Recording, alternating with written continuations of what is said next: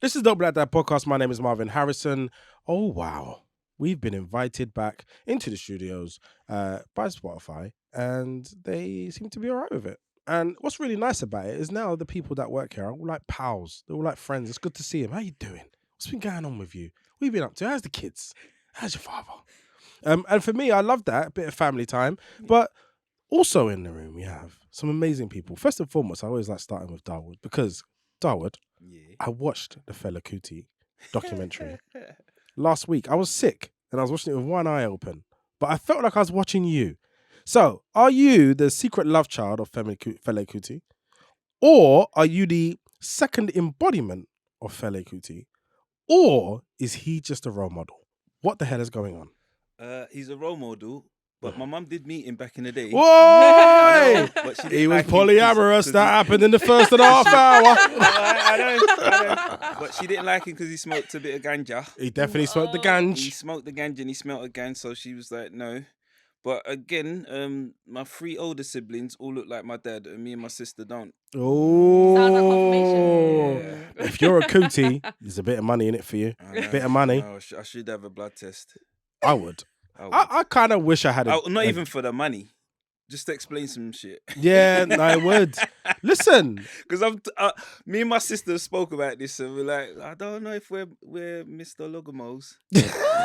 But how do we say this to my mum? Like, she's old school Nigerian. She'll just laugh it off or shut it down. It is a thing, isn't it? Yeah. Honestly, I do think our parents have a lot to answer for. I specifically think the 90s have a lot to answer for. It's 80s. I know when you are born, Darwood. I'm not gonna, you know what I mean? Listen, the 60s and 70s have a lot to answer Well, for. They were reckless back then. That's when all the they were reckless. That's when all the Condoms cancel weren't free people were back then. prominent. That's Condoms weren't free back They then. weren't free back then. It was free love though. That was the free love era. Free when on the AIDS epidemic. That's when they started distributing. Really? That's the 90s though, isn't it? No, 80s. That's the 80s, bro. Is it 80s? 80s, 100%. Wow. But We I learned think some people things. acted more shady back then. Wow. Like this Come on. is- So, hi everyone. This is Shelly Bishton. How are you doing, Shelly? You all right? Hello. So, Shelly, Good tell to us be about here. the shady behaviour that was happening in that time. I was too young. I was a child. I have no recollection of it. Tell us more. No, but I was just going on what you said about like people married and in for love. But I don't think that was true. I think that wasn't, and that's why people carried on shady and did things on the side. Because it was too embarrassing just to openly have Yeah. 9 wives like Fela Kuti did. He Well, was the way I say living is important. Let 27 the L women in one day. let the L land. married He was 27 women in one day. living 100%. Wow. in multiple How did that countries, even and then he would happen? just gather them all together and just be like, "I love you all," and then just perform. Oh, it was That didn't sound right. And no. then just perform. Perform 45. Yeah, Listen, the guy had 22-minute singles. Do you want to know He must how have long performed his very love well, making though, was? to be fair. Listen, He definitely was looked like living. he had stamina. Yeah. He, For sure. in the trousers with the topless, he was living. Like, if I had a hero that I don't want to be, but I really enjoy watching, him. Yeah. Like, I can't deal with that. But he lived an incredible life. He did everything. Yeah. He was making songs that were 22 minutes long, that were starting revolutions. Mm. Like, I think people like Bob Marley and him, Those are the two. Those are the two. you just can't replicate them. You can't act like them. You can't duplicate. It just is, and it's one of those amazing things that happen. And I don't think you would even get that now. No. People are so conscious of the money, you will never get a pure enough artist, because every artist is kind of like, I just want to survive. You don't think Kendrick is like that? No. No. I don't think Kendrick makes an album or Andre 3000 unless they have something to say. Politically as well. So I would say yes, they have something to say, but they don't hit like Bob and Fela. They will never touch the consciousness like Bob and Fela. And by the way, Kendrick made "We're Gonna Be Alright" in the middle of like, was it 2014 or something, or 16? Philando Castro, like, he was the soundtrack of that movement at that time, and it still would never hit like a Bob Marley song in the time that it was. Like, I hear Bob Marley. If you watch the Bob Marley documentary, it's crazy. He just he said he did 4 or 5 decades of meaning. Yeah. Like, Kendrick's on decade 1.5. Like it just. Why don't we It's a different celebrate Fela though as much? Because I feel like I'm going to come away from this and be like, I need to invest more mind into that. Yeah. Because I don't. I mean, Bob Marley, I do. Obviously, I'm Jamaican. Yeah. So of course Bob Marley, but I don't. Yeah, as I much actually with- want to go I home now think and it's watch 'cause- the documentary. So I- yeah, I think yeah. because Bob Marley had a lot more pop songs, Mm. quote unquote, Yeah. and he was more widely known, Mm. and that, and Fela didn't really make music for the pop charts, as you said. Yeah. So there's a tune called "Teacher Don't Teach Me Nonsense," and I think it's 36 minutes. But every time I play it, crazy. I get to minute 24 and I have to pull it back. Wow. He's that good. He's Really? that Yeah. good. He's It's musicianship. a real thing. is Also, what I love next about level. Fela is that, and this is something that I'm in a bit of a creative space right now, Yeah. and so I'm really taking in just detail of certain things. Mm. And imagine just going on a 24-minute vibe with no aim, Yeah. other than to just stay in a particular state. Yeah. It's almost like hypnosis, Yeah. because it goes on so long that you forget time, you forget where you are, 100%. you forget what was going on this morning. It's a really hard thing to do.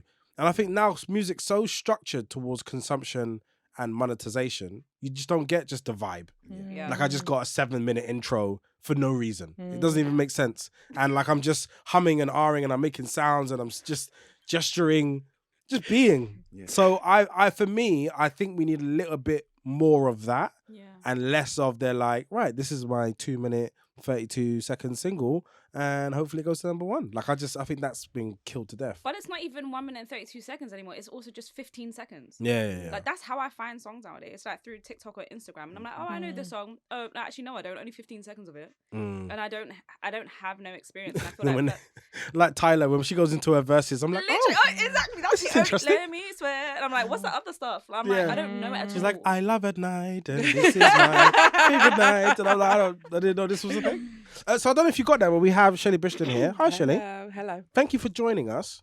How do we contextualize you? Because I feel like I've known you forever, but I actually haven't. I know, and we realised that we've actually only known each other for, is it 3 years?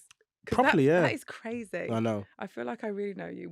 Our souls were connected. We way were. before. But I reached out to you when I was working at Samsung, and you aired me out, but it's fine. You were working at the Times then. We've never spoken about that, so let's not do that now. No, we should. That's exactly why we should should do do it. that. Yeah. 100%. So I had a mission. I was trying to launch a very complicated. hollering at her. Yeah, I know. So basically, we were given a task. Yeah. So this is basically I got a job. This is an I'm glad interesting you story. changed Anyway. careers. Me I feel too. like this suits you better. You think so? Yeah. Oh. So I got a job in Samsung, yeah? Yeah. But the recruiter contacted me and said, oh, you do content. I was like, yeah, this is what I do. He goes, great. There's a job at Samsung. I was like, Samsung? Hell yeah. Let's go. I go down for the interview, yeah? And then the two heads of departments sitting there and they're like, yeah, so what do you know about content? So I'm explaining content, sizes, ratios, lengths, like video, short form video, like just going into all this stuff. He's like, right, so I think there's been a slight confusion. What we mean by content here is on our mobile phone is content, like apps.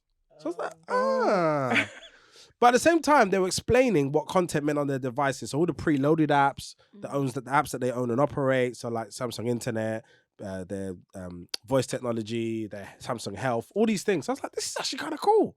So I just said, I still want the job though, because this sounds amazing, and this is what I'll do. So then I pivoted my, let's talk about aspect ratios into like, right, you got apps, you got to preload them with stuff and integrations.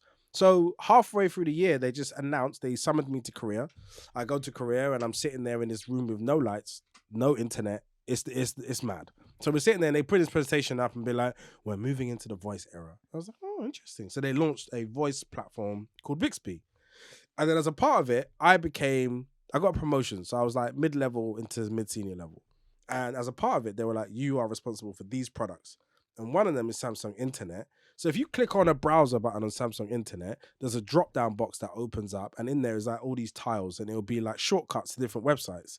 So if we have like lastminute.com or the Times in those boxes, everyone that subscribes or does anything, we make money. Yeah. So they were like, yeah, we're trying to make this much revenue. So I was just going out trying to speak to people and put them in this little box. So I was like, the Times, that would be great. They just launched subscription newspapers. It's a great person. So I find out who the partnership person is via LinkedIn. I was like, oh, it's a black woman. Great, this is gonna be easy. Oh, so you think? Listen, the airing that I got was rude. And the That's- thing I is, think she you're responded to the first exaggerating. layer and was like, yeah, sure. Gave me her email address. Air after that point, just like for months. So I was like, But fine. I was in the wrong. Forget. No, hold on. I'm telling my story.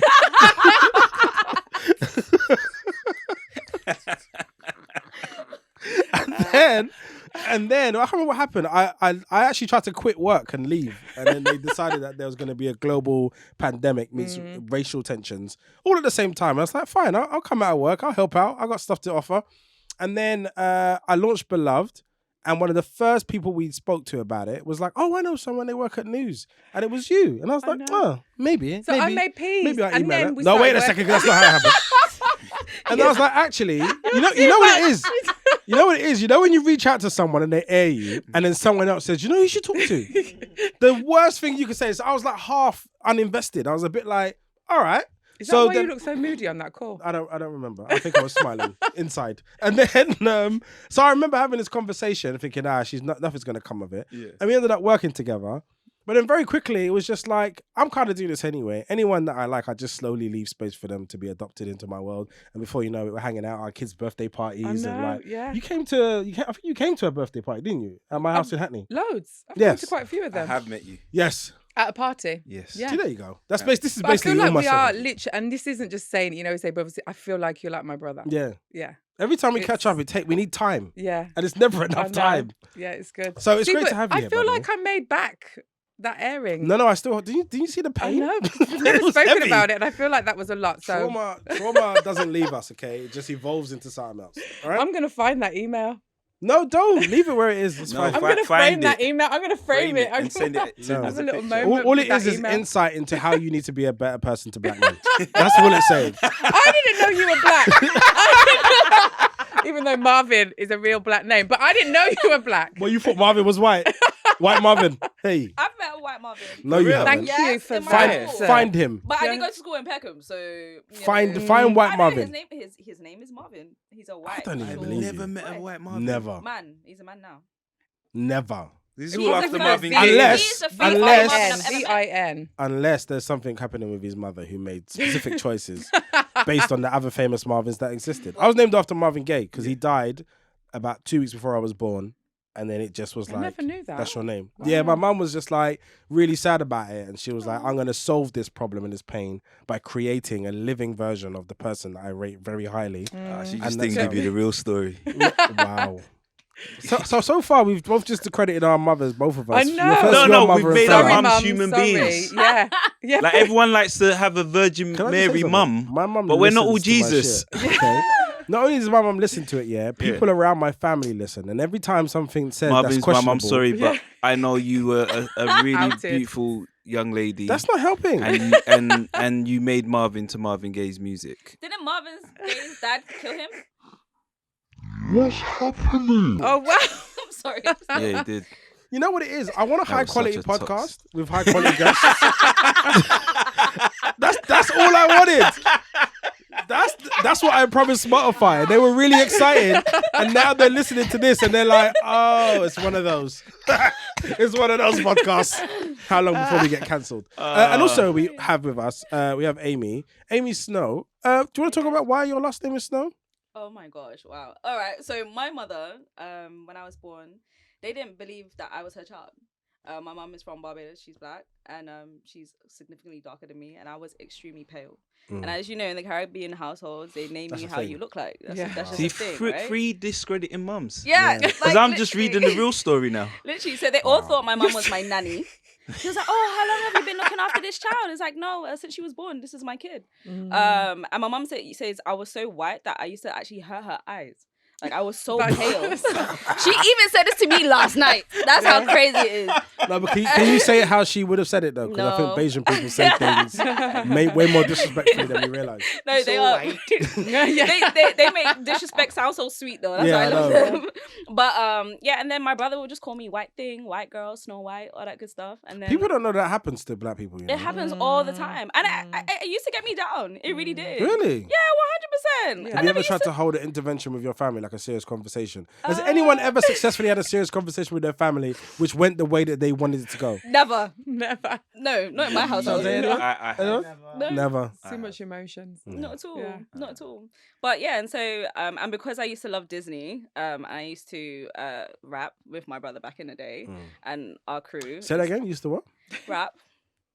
Go on. Quick 8 bar. Quick 8 bar. Come on, Give us something. Don't put me on the spot, You're rap. on the spot. Come on, Ice I was Spice. like 15. Yeah, Nah, Go on, just By the way, Next time, next so, time. no, but so did Darwood, by the way. So Oh, he's going nice. next. Yeah, But who didn't rap back in the day? Me. Like, Yeah, what? You didn't rap? No. I used to want to Yeah, be it's like, like I used to Fresh love Prince of MC Bel-Air Light. theme tune. Like, I used to want to be a gangster rapper. Like, I don't know why. I Is that just where thought Amie it was Snow a really thing. comes from? Yeah. So So that whole bullshit I story. couldn't about say, your mum yo, being my pale. name is Snow White in 16 bars. That's just so long. Like, so because I used to love Disney, I then was like, all right, well, Snow White was the only princess that kind of resembled me because I was still kind of, I wasn't Indian and I wasn't, and then couldn't go obviously the black Pocahontas. princess wasn't out then. Pocahontas, I wasn't her. And so I was just like, well, Snow White. And I had Bear Mandem because I was a huge tomboy. 7 dwarfs. Wow. So I was You just know, like, see what happened Snow when White. she said I got bare Wow, mandem? yeah. Energetically, it just shifted. No, I was It's like they were here. There are souls of hoodlums. the I know the Yes. arms came out. Yeah. and so like I guess I was just like, all right, let me shorten it. So it was Amie Snow. And then when I rather use my creative name in the industry rather than my government name for different reasons. And so yeah, that's where Amie Snow came from. That's really dope. And it just Well, look, I That's want to what be I really honest. The first person that was actually invited to this podcast is my next guest. The rest of you guys just turned up, and I don't want to be rude about it. And I'm glad you're here. But about a month ago, well, actually a couple of years ago, I was introduced actually via Chanté Fiddy, actually, who was one of those people that just, if you know. She's one of those people that's always doing stuff. She's always involved. Great human being. And then I saw her tweeting somebody, and I was like, oh, who's this person? And then I followed, and years have gone by, and the weathers have changed, and the capacity and the skill set of this individual has increased as time has gone on. And it's been a beautiful thing to observe from the distance and the warmth of my sunny home. So yeah, Chanté Joseph, thank you so much for joining us. The reason why, I don't know why, but I just think when you see somebody, there's somebody special. And I don't want to put pressure on you, 'cause I know you're not a huge fan of like overly adulation, so I'm not going to make it awkward. Yeah, but I'll I just hide. appreciate you. So I love when the things that you speak about. I love the things that happen for you, and you had a celebration dinner for all your amazing achievements. Yeah, that was recently. crazy. It was a surprise party. I say my friends threw me a surprise party, and everyone's like, "Oh my god, you have such amazing friends!" But it's only one friend. Like my best friend Zainab, she is like, Is that the one that I met at? yeah. Okay, cool. She is like an excellent person, and she was the one that organized all of my friends and family to have this like big celebration for me, which That's was amazing. like really, really sweet. So I was very like, this is amazing. I never thought in my life I would ever have a surprise anything, especially because all of my Aw. friends are so disconnected. Like I think I just pick people up on different like journeys in my life, and I have like one person from everything I've ever done, and so all of my friendships are very scattered. So how she even managed to do that? Well, part of it was because, side story, I have a close friends list on Instagram, and somebody leaked my close friends story to try and basically get me in trouble with a brand I was What? working with. Absolutely insane, right? Like Oh my! So if one you of have your close friends- Is that recently? Wow, that was like a couple weeks ago. that's Like so nothing horrible. happened from it, but for me it raised alarm bells. Yeah. And so I was basically trying to figure out who that was. So I sent my friend the screenshot of every one of my close friends to be like, da-da-da. I found out who it was in the end and confronted them, and they admitted it. Really? But they tried to. Anyway, Just to gaslight people you. are crazy. People are so Wow. crazy. So People keep are those circles crazy. very Yeah. tight Yeah. because Yeah. wow. But yeah, that's how she managed to basically find people to invite and then ask those people who they should invite. And That is She made the so whole thing happen. lovely. so yeah. That's really worrying, because I think privacy, when you create an intentional yeah. private space and when people violate it, they don't realize how much that creates. Of course. Not even just for you, but also for everyone that actually should be in the circle. Mhm. Now get put behind a bit of a wall because you're I just know, like, I yeah. can't You're fully feel suspicious, comfortable. yeah. It's a really mad thing. But I think realize that, so I had a psychologist that came around Dope Black at a time, and they were trying to explain what's happening for the people when things are going crazy in like the world. So when it's like COVID, George Floyd, people just felt unsafe. So anything that was not stable, or was moving or looked like could be taken from them, they were reacting to it. And I Mm. kind of feel like we're in that time now. There's like a bit of a moment of uncertainty. So people start acting out, trying to clamor for their own safety and security Yeah. and sense in the world. And there's no, it's not even personal, but they take no prisoners. So it could just be anybody. And it's just Yeah. like, so you do have to be a bit more careful at these kind of times about how you present yourself. So Yeah, what was for you real. actually celebrating? What were some of the things that were happening for you? So I don't know. I want to talk about this, but obviously it's tight at the moment because of like what's happening at the Guardian. But Yes. it was like 1 year of my podcast at the Guardian, Yes. which was like amazing news. But I don't even know how much. I don't think I can talk about it. Maybe we'll talk about it off air. But yeah, it was 1 year of the podcast. Obviously, the mural was absolutely amazing. I think just surviving this year so far, like it's like, I don't know, 3 years of being like a freelancer, like living independently, you know, like not having any sort of support apart from like my own hard work. And yeah, all of that good stuff, basically. I think it's like, I don't ever really celebrate anything I do. I won a podcast award as well. I forgot about that. Amazing. So it was like all of those things together. And normally I hate asking my friends to celebrate me. I hate doing things for myself. Like for me, I'm just like, okay, what's the next thing? And it's partly because I hate dwelling on things, whether they're good or they're bad. I also feel like I don't like getting too gassed about stuff because I always feel like pride comes before a fall. And I also don't like to be too kind of swept up in past wins that I start to lose the ball on what comes next. Yeah. And so, I mean, that's probably all things I need to like have a healthier relationship with. But because of that, I'm so... I don't like celebrating anything because I'm like, girl, what's next? But my friend was like, no. How nice of her to do Celebrate. that, though, to So celebrate beautiful. you. And so there was no birthday, there was no, it was just literally. Yeah, That, literally. I mean, we should make that a campaign that we do that. We need to Like- organise that. I- No, yeah. definitely. Do you know what? Because we were talking about friendships in one of my... Why did you put your hand up like that? Look, I was just thinking. Sorry, I was just thinking. It made it sound Number so... one item. Oh, my friendships.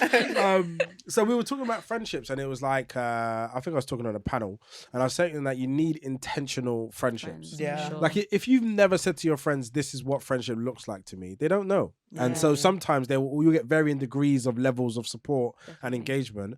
But a bigger problem with that is that when you need them, they can't be there. Like not even that they don't want to be, they just don't even know what it looks like to be there for you. Yeah. And I think also when you're the strong person or when you're the loud person or the most visible person, some people just feel like you intuitively have like a bag of energy somewhere which you just go to at night and just re-energize yourself, and you don't need any support or thank yous.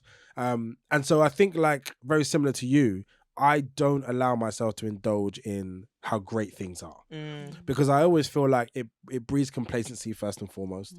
Two, I don't do the things that I do for any reason other than I just believe that's what you should do. And so it's not a performance. So I'm not, it's different if you like learn ballet for 6 months, perform, and then you're like, that was an amazing performance. I'll be like, thank you, because I worked 6 months. But if you're just a good person and you're like, oh, you help someone out over there and you come up with that over there and you fix some problem over there, that's just who I am. So I have no other way to exist. So I don't necessarily feel like I don't want any form of adulation. I just don't need it. Yeah. I also think it's like kind of what you mentioned, like just doing something like that for your friends is nice. And I'm always going on about this book. It's called like Arrangements in Blue, and it's by this woman who she's like been single for the majority of her life, and she kind of has these very kind of poignant anecdotes on how when you're partnered and when you're single, like there are very few kind of things that are there uniquely for you to celebrate outside of your birthday. Everything else has to be a very intentional celebration. Like if you're not having an engagement party or a wedding or a baby shower or an anniversary, like when you're single, what sort of things are there to regularly celebrate you? I mean, Carrie Sex in the City. Do you remember when she just asked people to have a party to celebrate her? Yeah. And then, because she keeps going to baby showers. And she's Yes. just like, That's I'm so sick and interesting. tired Yeah. of And buying when she friends. lost the And she got- shoes. and then she asked everyone to buy Louboutins, didn't she, or something? Yeah, I yeah. watched this Have episode. It's Manolos. really good. No, But it's that. I watched Sex in the City. Did you? Okay. I love You it. la- I did it as a trade-off, to be fair, Did you? And did you What was you enjoy it? trading? so I can No, watch football in peace. Okay, cool. Okay. I thought I was gonna say something else, and I was just like, my brain just went, please no. No. Basically, I was like, cool, I like watching football, but I keep getting disturbed and like, why are you always watching football? So I was like, all right, cool. Let me watch some of your programs silently, and then I would just think, and then like after like second episode, I was like, right, this is really good. Women are giving away their secrets. I got into it more than she did. Oh, 100%. so good. It is good. Yeah, Sex and the City. I've watched all the movies too. The movie's flop, but They're the series terrible. is banging. They're terrible. The series Why I was can the still new go back and watch series? it now. Isn't And it just like a that. spin-off? Yeah. I didn't even watch it. I'm just Yeah. happy Yeah, and but it hasn't content with got that. what's her face in it. That's why I Samantha. can't watch Yeah, it. yeah. And she Samantha, was and the main. Like for me, that's why I watched it. Same. Yeah. Yeah, Mm. they didn't give her money. That's why she did. She was like a Yeah. dude, yeah, She was. She definitely Wow. was. and then wouldn't she be fell paid what in she love with was. some young boy. I remember Yeah. that. The model guy. Yeah. Yeah, I've seen it. So the other thing is, so you did Our City, Our Heroes, which is the campaign that we were developing. Yeah, she really captured you, by the way. Yeah, she killed it. really I was captured like, this is you. amazing. So Jade is an amazing creative, and she's also an artist and designer, but she designed a mural. And then we had you, and then we had Steph Okoye, and we had Nathaniel Cole, who unfortunately wasn't in the country for the event. But it was so amazing to see it up on the wall. Like, what did it feel like just to see it yourself? Like, how did it feel? Gosh, I honestly felt like I felt like I don't know how to describe it. Like, it was amazing, but I felt a bit of like imposter syndrome in the sense that like it's weird being celebrated for the things that you do when you don't ever celebrate it and no one ever celebrates you. So in a weird way, I was like, oh, this is a feeling that I'm not used to. And I had to like reckon with it. Do you know what I mean? I had to be like, oh, okay, like I shouldn't feel scared by this. I shouldn't feel like I want to rip it off from the wall. This is just something to celebrate me, and that's not a bad thing. And so it was a lot of like psyching myself up to be like, this is a good thing. And then seeing how like moved everyone else was by it online and at the event, I was like, okay, this is actually amazing. But I think I was so nervous. I was like, gosh, like, should I be up on this wall, you know? But it was amazing. It's weird because it's so weird when you have an idea. Like someone they asked me a question. I did a keynote for the leadership of Foot Locker. And in it, I was just like, obviously we know about the Rashfords and the Stormzys and the Idris Elbas, and they get celebrated all the time. But like the London that I know gets moved by a whole group of other people, and you may not hear or see them. And in fact, credibly, all of us could have our name on the wall for that. And I feel like those are the people that need celebrating, actually. And also, it's like if you know. Yeah. Because as much as we know who Stormzy is, for example, how many people at this point know Stormzy? Like where he's at today? How many people does he connect to? How many people does he speak to? How many people does he have a relationship with? It's a different type, and he's in a different part of his life. But real connectors and shapers who are like, I love the idea that you just decided just to say, I want to do a quiz and then delivered it. Like that's the kind of thing where I'd be like, that would be good for people to experience. I'm going to do a quiz. And then didn't you sell, well, what did you sell out? You sold out something. Wembley Box Park. Yeah, like how do you do that from just a random tweet and an idea? It's just like cultivating an online community for years and years and years. Like the other day, it was like my 13th anniversary on Twitter. Wow. And so there are people that have followed me on the app since I was like in year 11. And so I just feel like... Since you're in year... Yeah, literally. I've been on Making a sick. for years.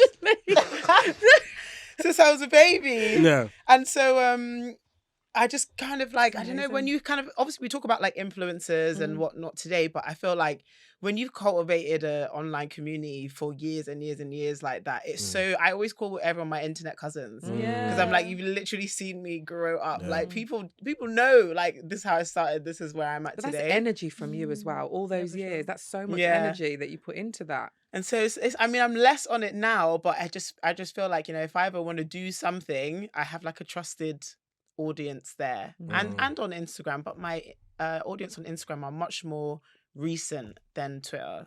So that's like, I think that's why it was kind of easy for me to get people to come along to the event. That's And super I feel powerful. as though Twitter is known for when people have something to say, and so Yeah. that shows that people who follow you actually really respect your words and what it is that you have to say. Yeah, So rather if than the visuals just sign on its exactly.